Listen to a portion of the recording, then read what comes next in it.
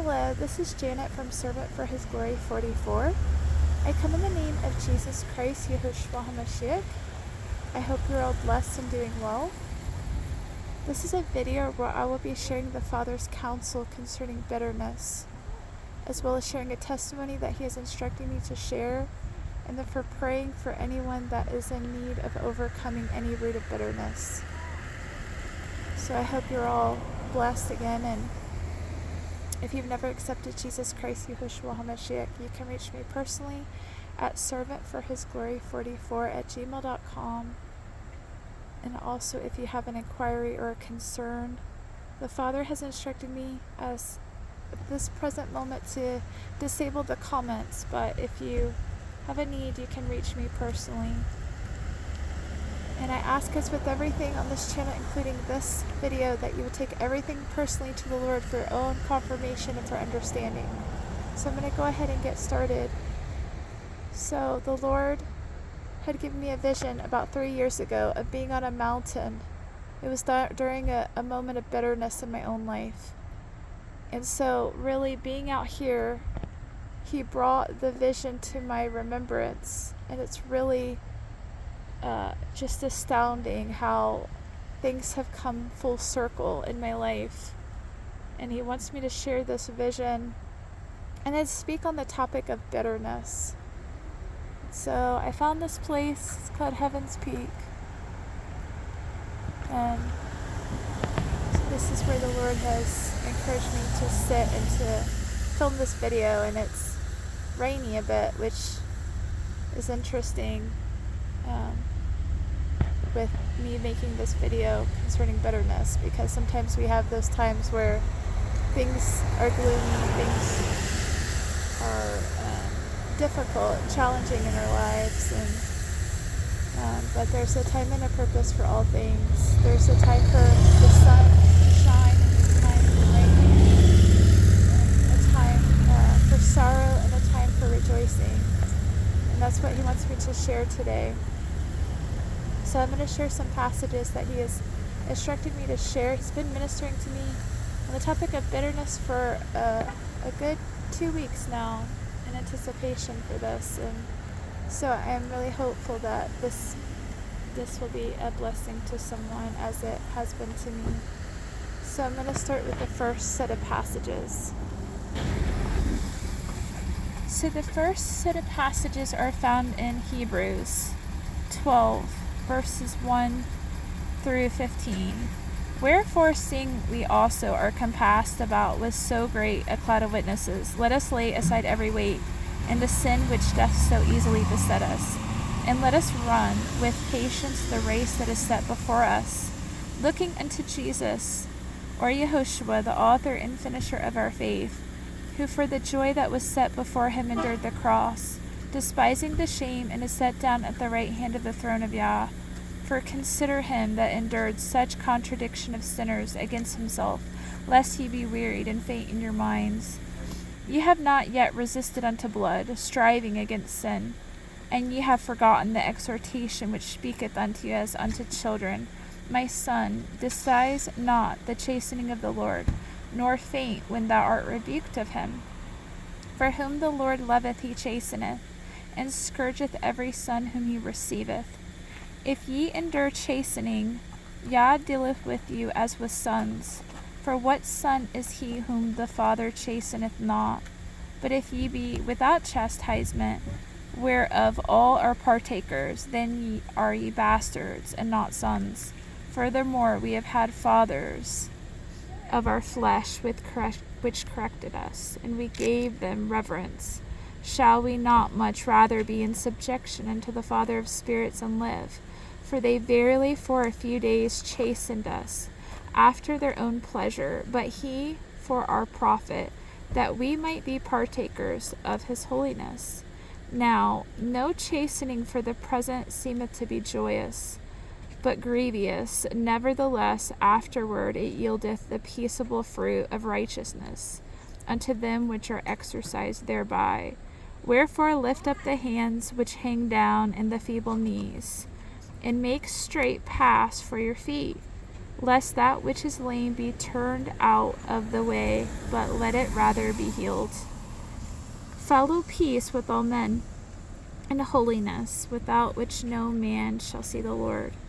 Looking diligently, lest any man fail of the grace of Yah, lest any root of bitterness springing up trouble you, and thereby many be defiled. Okay, I'm going to share the vision that I had now, and then I'm going to read a few more passages, and I'm also going to share a testimony with the vision. So there was a time where when I first started to serve the Lord and I started to really get into fasting, I wanted to fast for the lost, and so somebody had challenged me to try to do a fast with sackcloth and ashes. And so I was very enthusiastic about doing this. I went out, I ordered sackcloth, I got a palm branch, and I burned the palm branch and put ashes on, and I decided that I was going to completely make this fast challenging. So we lived in New York and it was very cold. We had this upstairs room. I went upstairs and decided that I would just stay up there for 3 days, doing a water fast in the sackcloth and ashes. I put a mattress on the ground and slept in a sleeping bag. It was very cold. I had to zip myself up in the sleeping bag, and it was pretty miserable. And then, to make matters worse, on day 2 of this water fast, I got very sick. I was throwing up and just absolutely miserable. And I could find no relief. It was it was one of the worst fasts I'd ever participated in. And now, though, I look back on that fast fondly because I realized that the Lord allowed that experience to mold me and to change me.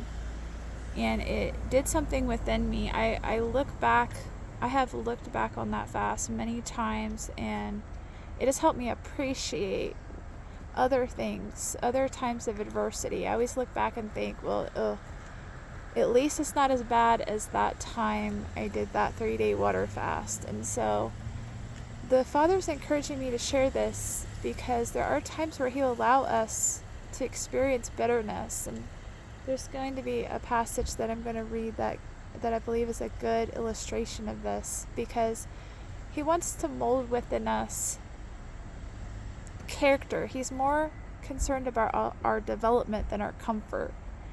And the beautiful thing, though, about that fast was on the 3rd day, the Lord gave me a vision. It was one of the first few visions I started to have from the Lord. And in the vision, I was on a mountaintop like this.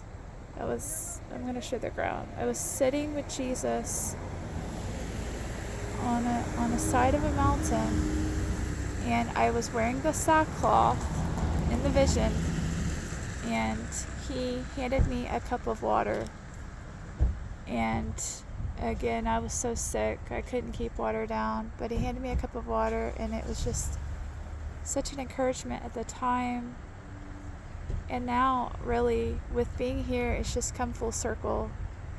Even there's things that I wasn't able to see about the vision until this trip, especially concerning the sackcloth, because it's just so symbolic of many things personally for me in my life right now. And so I just want to encourage others, if you're experiencing a time of bitterness, a season of bitterness, challenges that just seem unbearable and overwhelming, that the Lord is in it with you. That's what He wants me to impart to you, that He's with you. He was with me through that time of bitterness. I couldn't see it at the moment. I couldn't see what He was doing in that moment, but He honored the sacrifice. He honored the obedience, and He would do the same in your life. That's what I believe, that why He wants me to share this specific vision, because He put it on my heart that many have fallen into discouragement, and they are allowing bitterness to root within them. And bitterness is contrary to joy and rest and lightness and all the things that he desires for his children to have. Another thing that he was imparting to me is that these times are going to be harder on the earth, and he does not desire for any of his children to root within them any bitterness, because he's with us in the fire, he's with us in the flood. So I'm going to go ahead and read the next set of passages that he's encouraging me to share. Okay, these verses are found in Numbers chapter 20, verse 2 through 13. And there was no water for the congregation, and they gathered themselves together against Moses and against Aaron. And the people chode with Moses and spake, saying, Would God that we had died when our brethren died before the Lord. And why have you brought up the congregation of the Lord into the wilderness, that we and our cattle should die there? And wherefore have you made us to come up out of Egypt, to bring us into this evil place? It is no place of seed, or of figs, or of vines, or of pomegranates, neither is there any water to drink. And Moses and Aaron went from the presence of the assembly unto the door of the tabernacle of the congregation, and they fell upon their faces, and the glory of the Lord appeared unto them. And the Lord spake unto Moses, saying, Take the rod, and gather thou assembly together, thou and Aaron thy brother. Speak ye unto the rock before their eyes, and it shall give forth his water, and thou shalt bring forth to them water out of the rock, so thou shalt give the congregation and their beasts drink.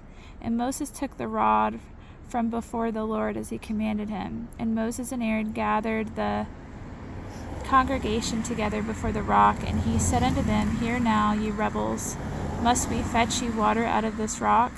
And Moses lifted up his hand, and with his rod he smote the rock twice, and the water came out abundantly. And the congregation drank, and their beasts also. And the Lord spake unto Moses and Aaron, Because ye believed me not to sanctify me in the eyes of the children of Israel, therefore ye shall not bring this congregation into the land which I have given them. This is the water of Meribah, because the children of Israel strove with the Lord, and he was sanctified in them. I think these are good passages to illustrate why we should not allow the circumstances of life to root within us a murmuring spirit, complaining spirit, anger, resentment, bitterness. All those things are the opposite of faith and trust and belief and hope and love. And so the Lord really has imparted to me how important it is, no matter what you're going through, no matter what you're experiencing, no matter what warfare has risen up against you, not to give into any root of bitterness. The next verses the Lord wants me to read are found in John 15, verses 1 through 10. It says, I am the true vine, and my Father is the husbandman. Every branch in me that beareth not fruit, he taketh away, and every branch that beareth fruit, he purgeth it, that it may bring forth more fruit. Now ye are clean through the word which I have spoken unto you. Abide in me, and I in you, as the branch cannot bear fruit of itself, except it abide in the vine. No more can ye, except ye abide in me. I am the vine, ye are the branches. He that abideth in me, and I in him, the same bringeth forth much fruit. For without me ye can do nothing. If a man abide not in me, he is cast forth as a branch, and is withered, and men gather them, and cast them into the fire. Hold on one second, sorry. It's windy. Okay. I'm going to start, okay, here we go, in verse 6. If a man abide not in me, he is cast forth as a branch, and is withered, and men gather them, and cast them into the fire, and they are burned. If ye abide in me, and my words abide in you, ye shall ask what ye will, and it shall be done unto you. Herein is my Father glorified, that ye bear much fruit, so shall ye be my disciples. As the Father hath loved me, so have I loved you. Continue in my love. If ye keep my commandments, ye shall abide in my love, even as I have kept my Father's commandments and abide in his love. These things have I spoken unto you, that my joy might remain in you, and that your joy might be full. This is my commandment, that you love one another as I have loved you. Greater love hath no man than this, that a man lay down his life for his friends. Ye are my friends, if ye do whatsoever I command you. The next passages are found in Psalms 95, verse 8 through 11. Harden not your heart as in the provocation, and as in the day of temptation in the wilderness, when your fathers tempted me, proved me, and saw my work. 40 years long was I grieved with this generation, and said, It is a people that do err in their heart, and they have not known my ways. Unto whom I swear in my wrath that they should not enter into my rest. So the Father really wants to encourage his people not to give in to bitterness. And I want to encourage you that he's doing something. All adversity is for a purpose. It's to strengthen us, to build within us character, perseverance, endurance, and to teach us lessons that he desires for us to learn.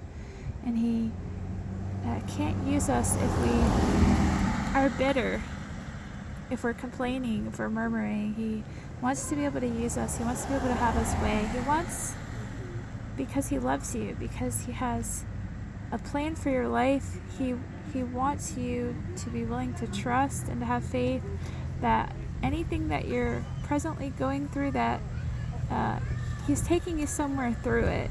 And so I'm going to share another passage that I believe is a good example of this.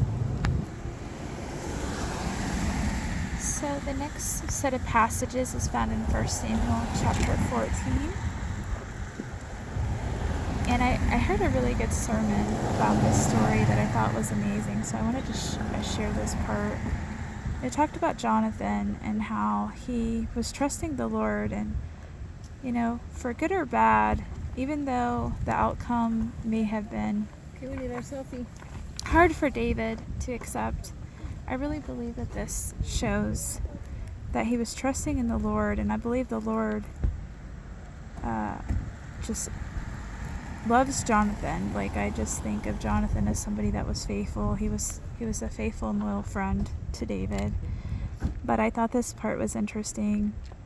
In verse 6, it says, And Jonathan said to the young man that bears armor, Come and let us go over into the garrison of these uncircumcised. It may be that the Lord will work for us, for there is no restraint to the Lord to save by many or by few. And his armor bearer said unto him, Do all that is in thy heart. Turn thee, behold, I am with thee, according to thy heart. Then said Jonathan, Behold, we will pass over unto these men, and we will discover ourselves unto them. If they say thus unto us, Tarry until we come to you, then we will stand still in our place, and will not go up unto them. But if they say thus, Come up unto us, then we will go up, for the Lord hath delivered them into our hand, and this shall be a sign for us.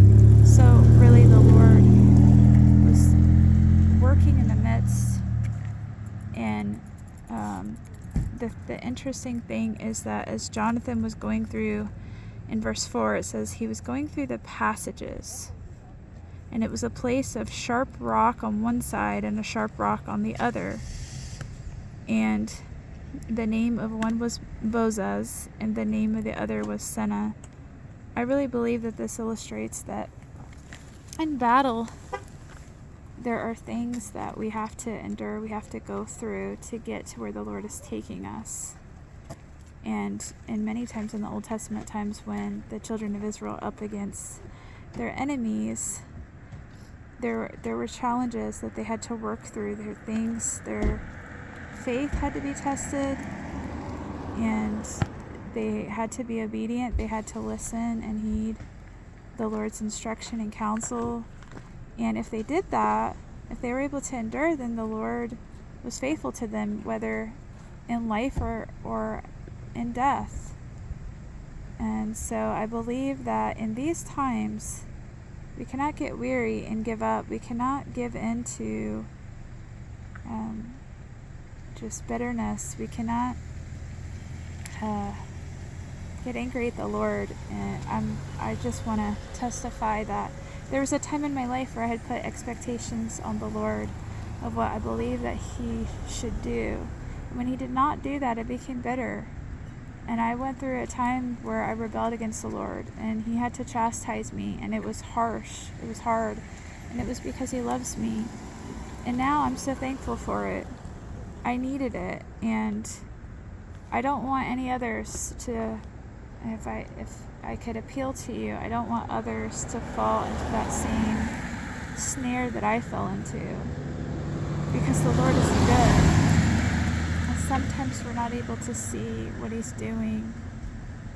And the enemy wants to take advantage of times like those where we're feeling discouraged, we're feeling vulnerable, we think the grass is greener on the other side, but I promise you the grass is not greener on the other side. And the enemy desires to sift believers as wheat. He will, I was just telling my son this, that he will come and he will appeal to you with things that seem amazing. He's going to study you and look for your weaknesses, and he's going to present those things that he thinks that will tempt you. And if you're not grounded, if you're not rooted, if you're not sober, if you are complacent, if you're wishy-washy, if you're double-minded, then the enemy has no mercy. Once you fall into the snare and trap of the enemy, it's only by the mercy and the grace of the Lord that you will get out of that snare and trap. So I just want to encourage others, please do not give in to any root of bitterness. Write it out. If you're going through a really hard time, you don't know what the Lord is up to, just continue to be faithful. I think of the life of Joseph. He was betrayed. He was not set free when the baker and the butler were. He had to ride it out in prison. I can only imagine the hardship, the sorrow that Joseph went through. But if he would have given into bitterness, if he would have given up on the Lord, then so much would have not taken place for the children of Israel. I believe the Lord used Joseph because he knew that he would not give up. He chose Joseph because he knew he wouldn't give up. He would stay the course even through much adversity. And that's what I'm believing for my brothers and sisters, that you will not give up, even if you have a fall, even if you stumble, if you slip up. I want to encourage you to get right back up and try again. And cry out to the Lord and ask for His mercy. We all need His mercy in some way, shape, or form. And He's faithful to give it to us. But I really believe that if you stay the course, if you continue to press in and be obedient to the things that the Lord has called you to do, even the daily disciplines, and continue to love Him and serve Him, even when it seems like nothing is changing, when it seems like your back is up against the wall, to stay the course. Because the Lord is faithful. He will be faithful to you, whether in this life or in the next, but He is faithful. But the enemy is not faithful. The enemy, again, he desires for you to give into bitterness. But the Lord loves you so much, and He wants you to prosper in all things. And so if He's allowing you to go through adversity, it's for a reason. It's for a purpose. And sometimes we are thrown in pits. Sometimes we ourselves can have given into circumstances where we will end up in a pit. But again, if we cry out to the Lord and we ask for His help, nothing stays the same forever. There does come a time for reward. There comes a time for recompense. So I hope this word of encouragement